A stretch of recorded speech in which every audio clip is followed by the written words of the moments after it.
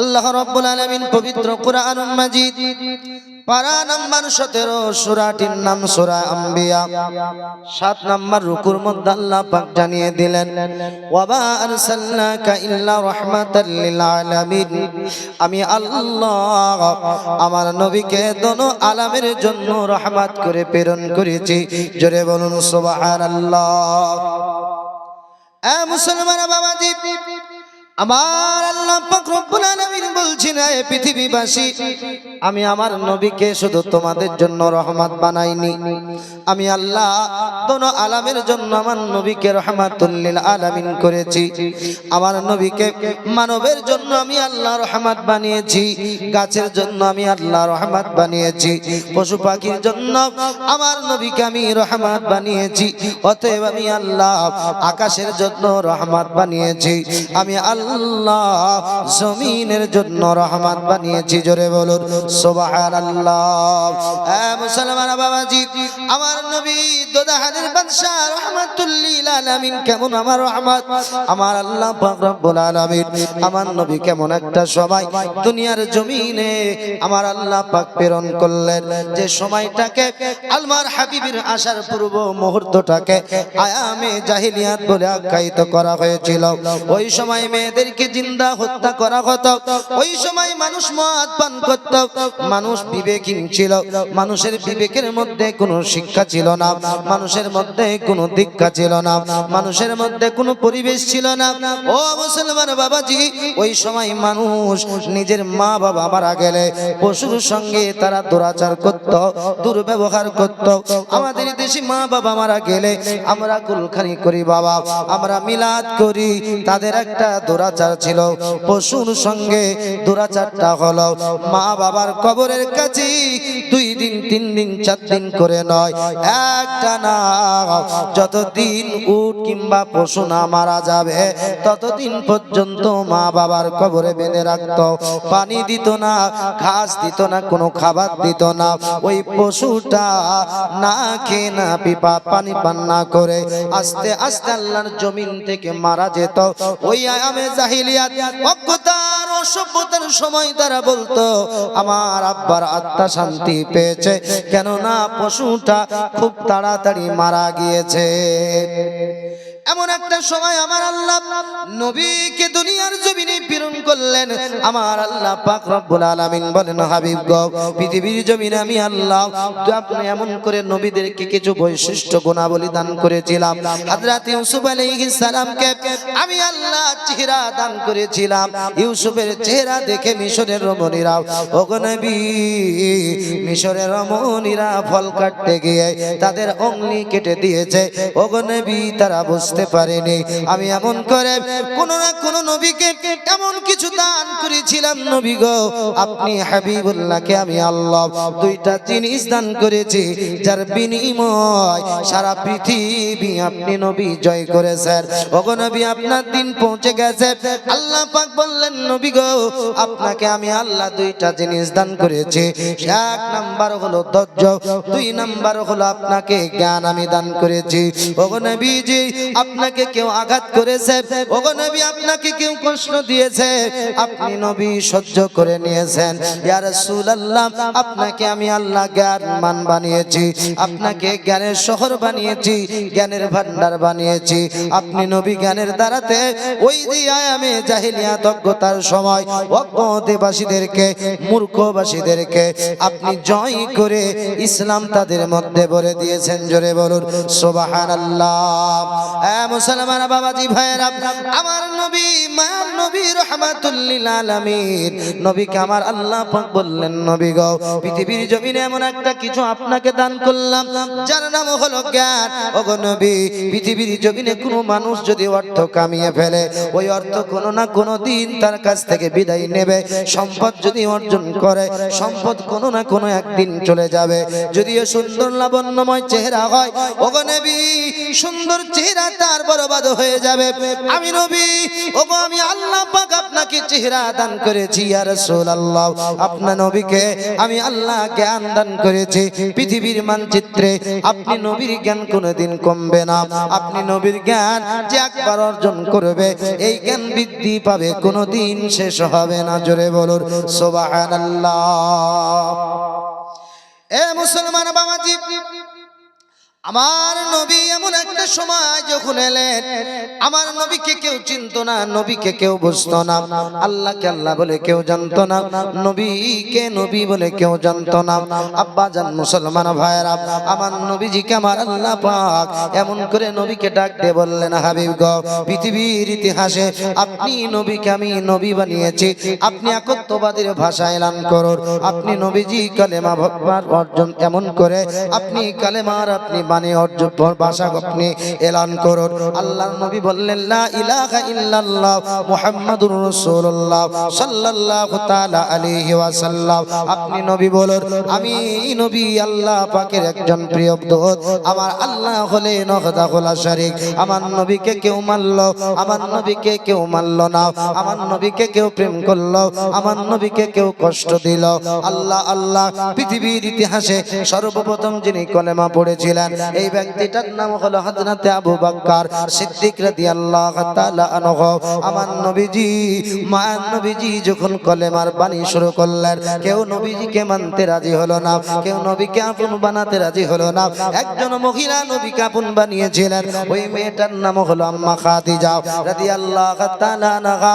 আমার নবীজিকে বিয়ে করেছিলেন, আমার নবীর জন্য সমস্ত অট্টালিকা সমস্ত সম্পদগুলো আমার নবীর প্রেমে নবীর মায়ায় দান করে দিয়ে হযরতে খাদিজা নিজেকে আপনার নিজে ছোট মনে করলেন, আমার নবীজির কাছে বিক্রি করে দিয়ে হযরতে খাদিজা পৃথিবীর ইতিহাসে যিনি এত বড় মালদারিনী ছিলেন, আমার নবীজির কাছে সমস্ত মাল বন্টন করে দিয়ে নবীর প্রেমে সমস্ত মাল বিলিয়ে দেওয়ার পর নিজেকে অসহায় বানিয়ে নিলেন শুধু নবীর কারণ। জোরে বলুন সুবহানাল্লাহ।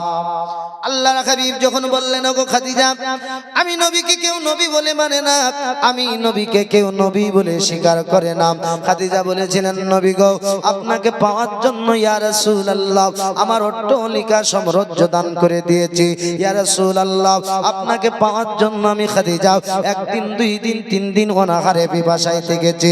ইয়া রাসূলুল্লাহ আপনি যখন খোদার ধ্যানে গাড়ি ঘিরাতে আপনি ধ্যানমগ্ন ছিলেন, নবী গো, আমি খাদিজাতুল কুবরা রাদিয়াল্লাহু তাআলা আনহা আপনার জন্য খাবার বেয়ে নিয়ে যেতাম। ইয়া রাসূলুল্লাহ নবীজি আপনি বলেছিলেন, খাদিজা তুমি আমাকে বিয়ে করবে, আমি নবী তোমাকে বিয়ে করব।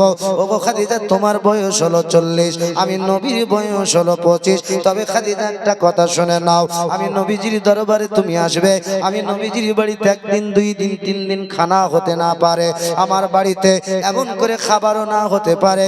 ওগো খাদিজা তুমি এই ব্যাপারে যেন আমাকে কোনো কোশ্চেন, এই ব্যাপারে কোনো যেন অবজেকশন না করো।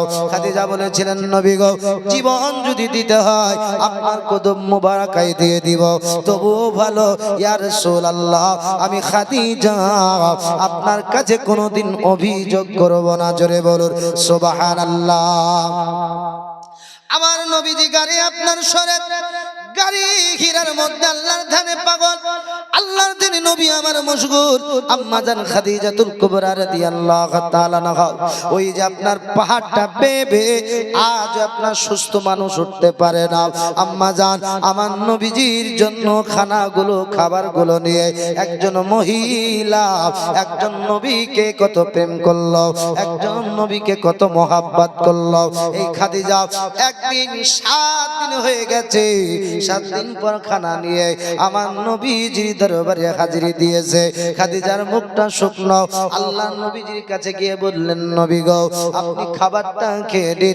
আল্লাহ হাবিব বললেন, খাদিজা তুমি কি খাবার খেয়েছো? ইয়া রাসূলুল্লাহ 7 দিন ধরে আমি খাদিজা কিছু খাই নাই। আল্লাহর নবী বললেন, খাদিজা খাও।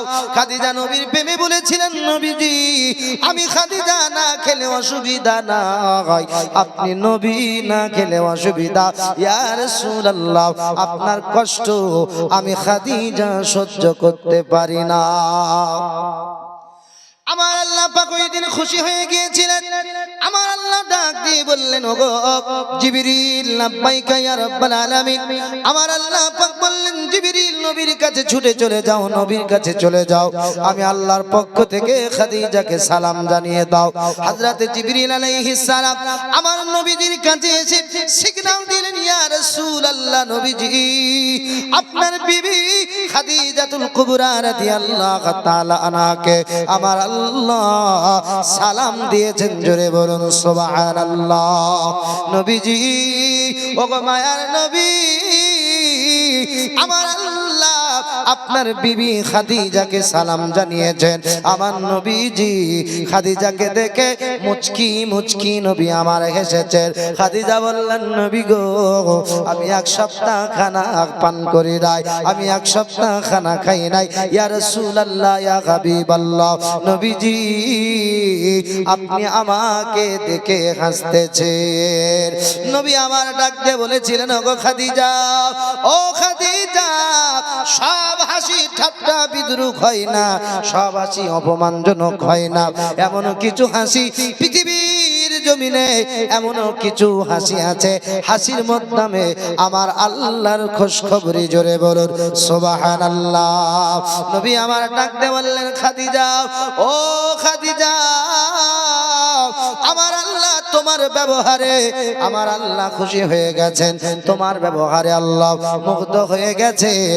আমার আল্লাহ তোমাকে সালাম জানিয়েছে। কি জানিয়েছে? সালাম।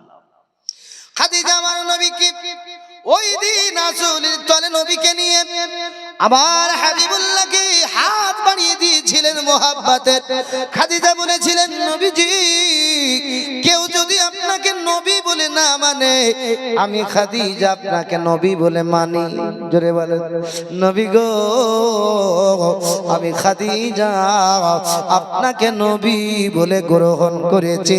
নবীজি স্বামীটা দূরে, নবী গো আপনি আমার কাছে। ইয়া রাসূলুল্লাহ, নবীজি কালেমা পড়ায়া আমি খাদিজাকে মুসলমান বানায়ানি। জোরে বলেন সুবহানাল্লাহ। ইয়া রাসূলুল্লাহ, আমাকে কালেমা পড়ায়া দিন। সর্বপ্রথম আম্মা খাদিজা নবীর কলেমা পড়ে নিলেন। আমার নবীজি কারো কাছে যায়, নবীকে কষ্ট দেয়, নবীকে আঘাত দেয়, আমার নবীর কলেমা কেউ পড়তে চায় না। এই দেখে একটা ইতিহাস ঘটে গেল। নবীজির প্রেমিক হযরত আবু বকর সিদ্দিক রাদিয়াল্লাহু তাআলা আনহু আমার নবীজির প্রেমে আপনার তাল্লাশে ছিলেন। হযরত আবু বকর কোনদিন মূর্তি পূজা করেন নাই, হযরত আবু বকর কোনদিন মদ পান করেন নাই। হযরত আবু বকরের আব্বার নাম হলো আবু কুহাফা, মায়ের নাম হলো উম্মুল খায়র। উম্মুল খায়র বলতেছে, স্বামী আমার আবু বকরের ইতিহাস আপনাকে কি বলবো। ওই দিন আবু বকরের মা উম্মুল খায়র ডাক দিয়ে বলেছিল, স্বামী গো, যেই দিন হযরত আবু বকরের আব্বা যার নাম হলো আবু কুহাফা ডাক দিয়ে বলেছিল, আবু বকর চলো আমাদের মূর্তি পূজার কাছে চলো, আমাদের দেবদেবীর কাছে চলো, আমাদের খোদার কাছে চলো, ঘোষণা করতে হবে।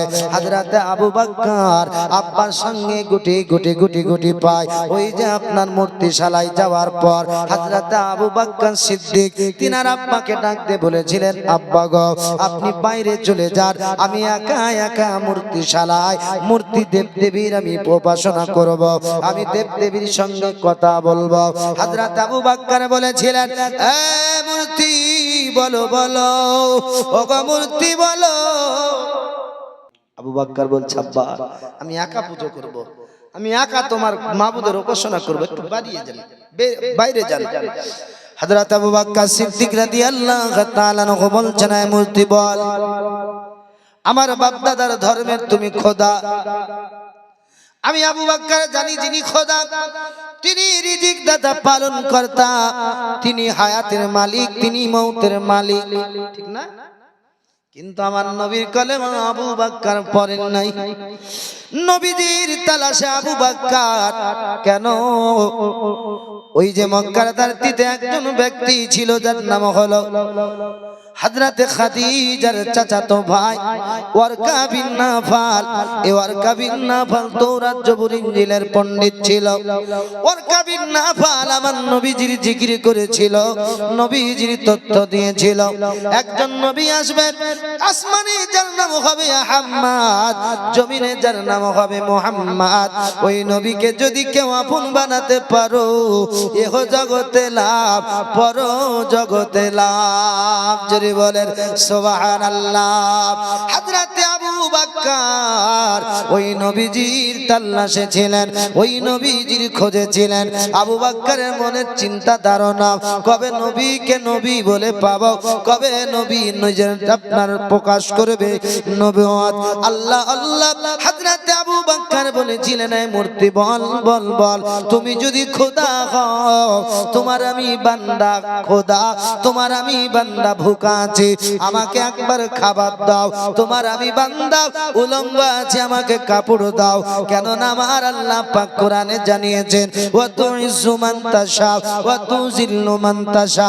আমার আল্লাহ পাক বলছেন, বান্দারে আমি আল্লাহ জিল্লতের মালিক, আমি আল্লাহ ইজ্জতের মালিক। পৃথিবীর জমিনে আমি আল্লাহ যারে চাই বাদশাহিত্ব দান করি, ইজ্জত দান করি। আমি আল্লাহ পৃথিবীর জমিনে যাকে জিল্লত দান করি, আমি আল্লাহ বাদশাহিত্ব থেকে নামিয়ে দিতে পারি।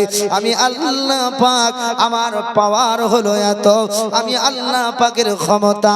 ইন্নাল্লাহা আলা কুল্লি শাইইন কাদির। আমি আল্লাহর পাওয়ার সব জায়গায় চলে, আমি আল্লাহর পাওয়ার আপনার সত্যভোগ জমিনের তলে তাহাতা সারাতে চলে। আমি আল্লাহর পাওয়ার জমিন ও আসমানে চলে, হুরো গেলামার মধ্যে চলে। আমার আল্লাহ পাক রব্বুল আলামিন বলেন, আমি আল্লাহ সকল জায়গাতে ক্ষমতাবান, আমার ক্ষমতা অসীম, আমি আল্লাহর ক্ষমতা সব জায়গায় চলে। আল্লাহ আল্লাহ আল্লাহ। হযরতে আবু বকর সিদ্দিক বলছেন, মূর্তি রে তুমি যদি আমাদের খোদা হও, তুমি যদি আমাদের রব হও, তবে আমাকে খাবার দাও, তুমি আমাকে পোশাক দান করো। মূর্তি কথা বলতে পারে না, মূর্তি দিতেও পারে না। আবু বকর রাগান্বিত হয়ে মূর্তি ভাঙতে আরম্ভ করলো। পূর্বের ইতিহাস, হযরত ইব্রাহিম খলিলুল্লাহ, আল্লাহ পাকের বন্ধু খলিল ছিলেন, আল্লাহর পয়গম্বর ছিলেন। হযরত খলিলুল্লাহ এমন করে নমরুদের এলাকায় বাবাল শহরে মূর্তিগুলো ভেঙে দিয়েছিলেন। এ মুসলমান বাবাজি, এমন করে মূর্তি ভাঙতে আরম্ভ হলো। হযরত আবু বকরের আব্বা যার নাম হলো আবু কুহাফা দৌড়তে এসে দেখতেছে সমস্ত মূর্তি ভেঙে দিয়েছে, কয়েকটা আস্ত আপনার দাঁড়িয়ে আছে। আবু বকরের আব্বা ডাক দিয়ে বলেছিল, বেটা তোমাকে বাড়িতে নিয়ে গিয়ে মার হবে, তোমাকে বাড়িতে নিয়ে গিয়ে শাসন হবে। হযরত আবু বকর বলেছিলেন, আব্বা গো, যাকে খোদা বলে ডাকো, যাকে আল্লাহ বলে ডাকো, যাকে মাবুদ বলে উপাসনা করো, সে যদি মাবুদ হয়, তুমি যদি তার বান্দা হও, সে যদি স্রষ্টা হয়, তুমি যদি সৃষ্টি হও, তোমাকে খানা কেন দেয় না, তোমাকে পোশাক কেন দেয় না? আমার কোশ্চেনটা তো এই জায়গায়, তুমি যদি আমার খোদা হও, তুমি আমাকে খাবার দাও, তুমি যদি আমার খোদা হও, তুমি আমাকে পোশাক দাও। আমি আবু বকর জানি, যিনি আল্লাহ তিনি খোদা, তিনি তো বান্দাকে খাবার দেয়, তিনি কোনোদিন খান না। যিনি আল্লাহ তিনি বান্দাকে পোশাক দেন ইজ্জতের জন্য। আব্বাজান, তাই আপনার খোদার কাছে পোশাক চেয়েছিলাম, খাবার চেয়েছিলাম, দিতে পারে নাই বলে খোদার খোদাই শেষ করে দিয়েছে। হযরত আবু বকরের আব্বা যার নাম হলো আবু কুহাফা বাড়িতে মায়ের কাছে নিয়ে এসে উম্মুল খয়রের সম্মুখে ধমক দিতে আরম্ভ করলো, ডাকতে আরম্ভ করেছে। আবু বকরের মা ডাকতে বলেছিল, গো আমার স্বামী, ও গো আবু কুহাফা, আমার ছেলেটাকে মারবে না, আমার ছেলেটাকে ধমক দেবে না, আমার ছেলেটাকে বকবে না। বলে কেন কেন কেন কেন? বলে কি করেছে? তোমার ছেলে আমার খোদা ভেঙেছে, তোমার ছেলে আমাদের মাবুদগুলোকে নষ্ট করে দিয়েছে। ও গো বিবি, এই জন্য তোমার ছেলেটাকে বকতে আছি, এই জন্য তোমার ছেলেটাকে ধমক দিচ্ছে। স্বামী গো, এই ছেলেটার হাকিকাত আমি মা ছাড়া আর পৃথিবীতে কেউ জানে না। কেননা মা জানে সন্তানের বাবাকে, মা জানে সন্তান কেমন, সন্তান মেয়ে না কন্যা, সন্তান আপনার ছেলে নাম করে কন্যা, ছেলেটা কি হয়েছে এ মা ছাড়া আর কেউ জানে না। ও গো স্বামী, যেই দিন অন্ধকার কুঠুরির মধ্যে আমি এই ছেলেটাকে জন্ম দিয়েছিলাম, ছেলেটাকে দুনিয়ার মুখ দেখিয়েছিলাম, গায়েব থেকে আওয়াজ এসেছিল, রে উম্মুল খায়ের, খবরদার খবরদার, ছেলেটার নাম অন্য কিছু রাখবে না, এই ছেলেটার নাম রাখবে আবু বাক্কার, এই ছেলেটার নাম রাখবে আবু বাক্কার। কেন গো কেন? ছেলেটার নাম কেন আবু বাক্কার রাখবো? আবু বাক্কারের মা বলেছিল কেন? গায়েব থেকে আওয়াজ এসে বলেছিল, ও উম্মুল খায়র আবু বাক্কারের মা, এই ছেলেটা ভবিষ্যতে আখিরি জামানার নবী, দু জাহানের বাদশা, পাপীদের উদ্ধার কর্তা, উম্মতের গম খাওয়ার তাজদারে মদিনা, রাহাত কলব সিনা, ওই দয়ার নবীজির সাহাবী খলিফা হবে, ওই নবীজির দিওয়ানা মাস্তানা হবে। ওগো উম্মুল খায়র, ছেলেটার নাম আবু বাক্কার রাখবে। কি নাম রাখবে? আবু বাক্কার। হযরত আবু বাক্কারের মা বলছে, স্বামী এই ছেলেটাকে খবরদার ধমক দেবে না, আমার ছেলেটা জীবনে ভবিষ্যতে পৃথিবীর ইতিহাসে কিছু একটা করে দেবে। হযরত আবু বাক্কার রাদিয়াল্লাহু তাআলা নহর ইতিহাস আপনাদেরকে বলে, পিতা আপনার মক্কার ধরতিতে 10 জন যদি আপনার অট্টালিকা সাম্রাজ্যের মালিক ছিল, সম্পদের আপনার মালিক ছিল, হযরত আবু বাক্কার একজন ছিলেন। যদি 10 জন বাণিজ্যিক ছিল, হযরত আবু বাক্কার একজন ছিল। 10 জন মালদার ছিল, আবু বাক্কার একজন ছিল। ওগো মুসলমান বাবাজি ভাইরা, হযরত আবু বাক্কার প্রতিদিন নবীর তালাশ করে, কোথায় গেলে নবী পাবো, যেই নবীর তালাশে আমি আবু বাক্কার, কোথায় গেলে সেই নবীকে পাবো।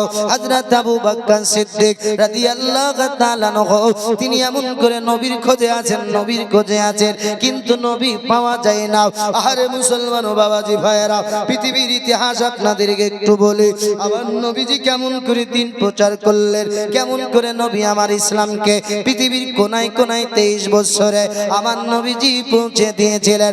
হযরত আবু বাক্কার একদিন আপনার মুলকে শামে 10 জন ব্যক্তির সঙ্গে হযরত আবু বাক্কার ব্যবসায় গিয়েছিলেন, বাণিজ্যিকে গিয়েছিলেন। হযরত আবু বাক্কার মালগুলোতে জারাতকে শেষ করে দিয়ে, মালগুলো বিক্রি করে দিয়ে আবু বাক্কার তিনি আপনার অপাস আসতেছিলেন, ফিরে আসতেছিলেন। কিন্তু দেখা গেল আবু বাক্কার দেখতে পেলেন 10 জন কাফেলা চলতে চলতে রাস্তাতে, অন্ধকার নেমে এলো।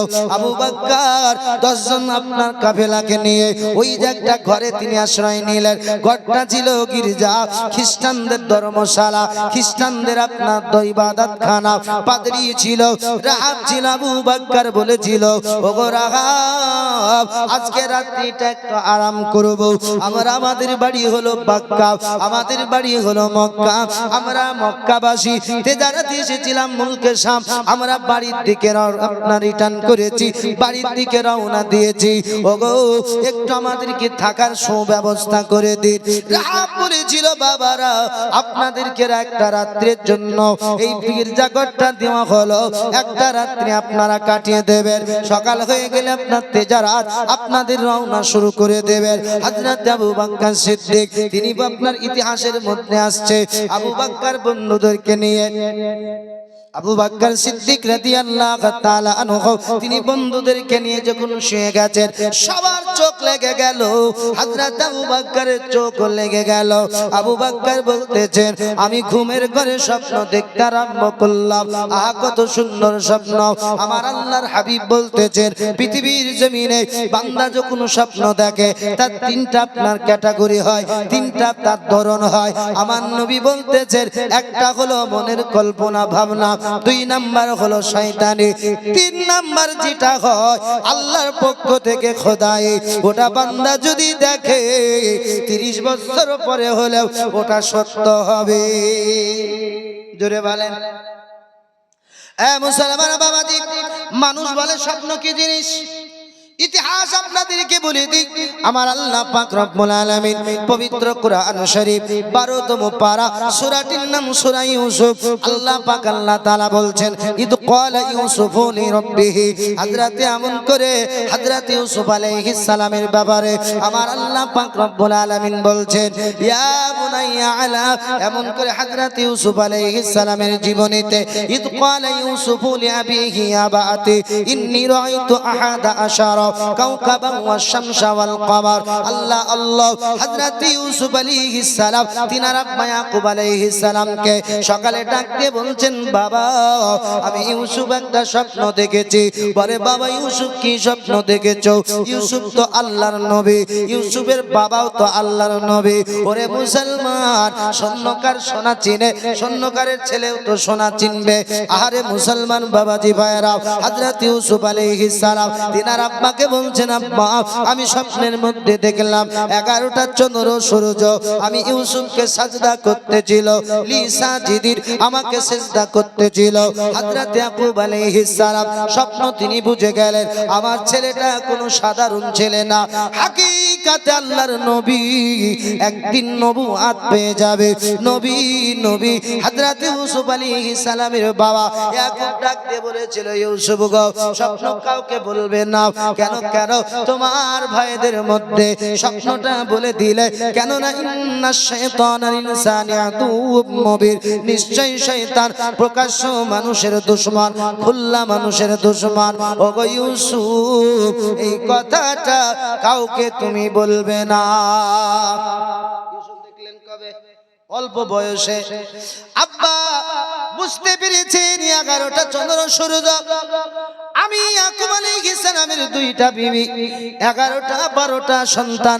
1 নাম্বার হল হযরত ইউসুফ, 2 নাম্বার এমন করে একজন বিবির 2 নাম্বার সন্তান হলো বানিয়ামিন, আর অন্য বিবির 10টা আপনার সন্তান। এ মুসলমান বাবাজি ভাইরা, হযরত ইয়াকুব আলাইহিস সালাম বুঝতে পারলেন ইউসুফের মাথা ইউসুফের কদমের কাছে 11টা ভাই একদিন মাথা নত করবে। আল্লাহ ইউসুফকে পৃথিবীর জমিনে ওই মুলকে এমন করে ওই যে মিশরের বাদশা বানাবে। জোরে বলুন সুবহানাল্লাহ। নবী ইয়াকুব আলাইহিস সালাম বুঝে নিলেন, বললেন, বাবা গো তুমি কাউকে বলো না, বলো না, কাউকে কথা বলো না। ইউসুফ দেখলেন ছোট্ট অবস্থায়, আর ঘটছে 30 বছর পর। জোরে বলুন সুবহানাল্লাহ। দেখছেন কবে স্বপ্ন, আর ঘটছে কতদিন পর। মুসলমান বাবাজি ভাইরা, পৃথিবীর ইতিহাসে একজন আল্লাহ ওয়ালার কথা বলি, যার বাড়ি হলো ইরাকের শরফ জমিনে। বাবাজি যার নাম হলো হযরত মালিক ইবনে দিনার। মালিক ইবনে দিনার বলতেছেন, পৃথিবীর ইতিহাসে আমি একজন মদ পাইছিলাম, আমি একজন মদ পান করনেওয়ালা ছিলাম। আমার কাজ ছিল মদ পান করা। আমার কাজ হলো নিজে মদ পান করতাম, বোতলে মদ নেওয়ার পর আমি গুটি গুটি পাই বাড়ির মধ্যে প্রবেশ করতাম। কিন্তু আমি মালিক ইবনে দিনার, আমার একটা ছোট্ট বাচ্চি কন্যা ছিল। ওই কন্যাটা একদিন সবে কদরের রাত্রিরে আমার বাচ্চিটা বলেছিল, আব্বা গো এগুলো খেতে হয় না, আল্লাহর রাস্তায় আপনি ফিরে আসুন, এগুলো পান করতে হয় না, আল্লাহর রাস্তায় আপনি ঘুরে আসুন।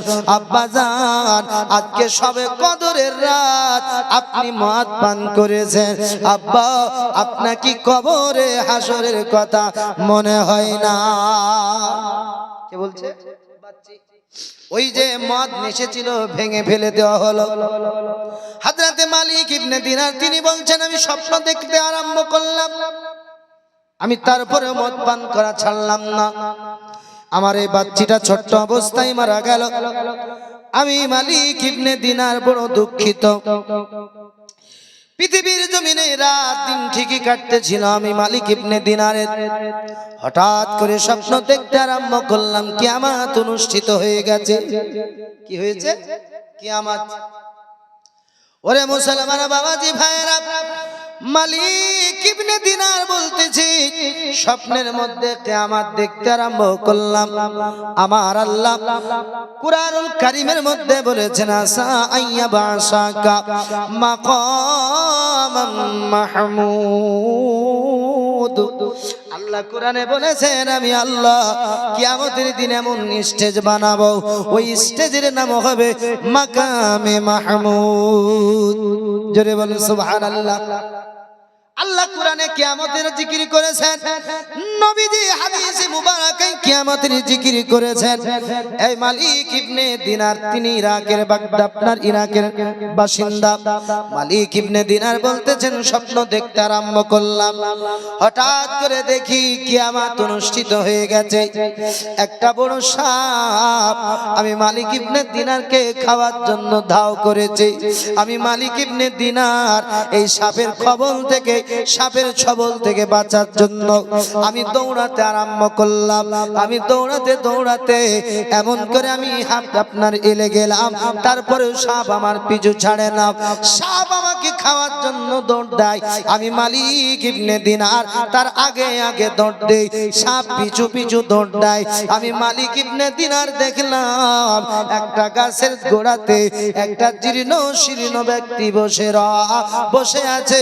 আমি মালিক ইবনে দিনার বলেছিলাম, বাবা আপনি এই দিনে আমাকে অসহায়, আমি মালিক ইবনে দিনার, আপনি আমাকে একটু সহযোগিতা করুন। বলে কেন? বলে এই সাপ আমাকে খাওয়ার জন্য দাও করেছে। ওই ব্যক্তি বলেছিল, মালিক ইবনে দিনার রে, আজকে আমি ব্যক্তি তোমাকে বাঁচাতে পারবো না, যাও যাও যাও, আমার দরবার থেকে তুমি পালিয়ে যাও, আমি তোমাকে সহযোগিতা করতে পারবো না।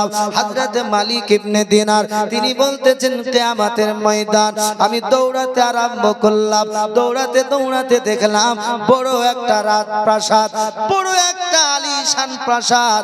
ওই প্রাসাদের দিকে দৌড়াতে আরম্ভ করলাম। আল্লাহর মালাইকারা ডাক দিয়ে বলতেছেন, এ মালাইকারা, এই ব্যক্তিটা আমাদের রাজপ্রাসাদের দিকে দৌড়ে আসছে। এই ব্যক্তিটার মনে হয় কোনো আমানত আমাদের রাজপ্রাসাদে আছে। দরওয়াজা খুলে দেওয়া হলো।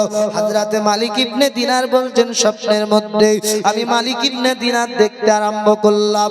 কোটি কোটি কোটি কোটি মাসুম বাচ্চা বাচ্চি আমি মালিক ইবনে দিনারের দিকে দৌড়াতে আরম্ভ করেছে। আমি মালিক ইবনে দিনার দেখতে পেলাম, আমার যে ছোট্ট অবস্থায় বাচ্চিটা মারা গিয়েছিল, ওই মেয়েটা আমার কাছে এসে আমাকে আব্বু আব্বু বলে ধরেছিল। আব্বু, ওগো আব্বু, আজকে আপনি বড় অসহায়, আজকে আপনি কিয়ামতের দিনে বড় অসহায়। হযরত মালিক ইবনে দিনার বলেছিল, হ্যাঁ ওগো মা, আমি বাঁচার জন্য দৌড়াতে আরম্ভ করলাম। বড় একটা সাপ আমাকে ধরার জন্য, বড় একটা সাপ খাওয়ার জন্য আমি মালিক ইবনে দিনারকে তাড়াও করেছে।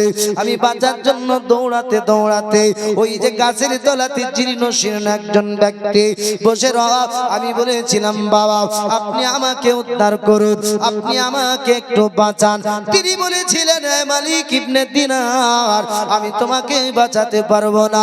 ওগো মালিক ইবনে দিনার, আমি তোমাকে রক্ষা করতে পারবো না। বলে কেন? ওগো মালিক ইবনে দিনার, আমার দ্বারাতে তোমাকে রক্ষা হবে না। ওই বাচ্চি বলেছিল, বাবা যে সাপ আপনাকে ধাও করেছে, যে সাপ আপনাকে খাওয়ার জন্য দাও করেছে, ওটা সাপ পৃথিবীর জমিনে না। আব্বা, আপনি যে নেক আমলগুলো নষ্ট করে খারাপ আমল আপনি করেছেন, মদ পান করেছেন, আপনি কতদিন ইবাদত করেননি, আল্লাহকে ভুলে গেছেন, নবীকে ভুলে গেছেন। ওই সাজাটা হলো ওই সাপ। আব্বা গো, ওই যে জীর্ণ শীর্ণ ব্যক্তি দেখা যায়, ওই ব্যক্তিটাই হলো আপনার আমল।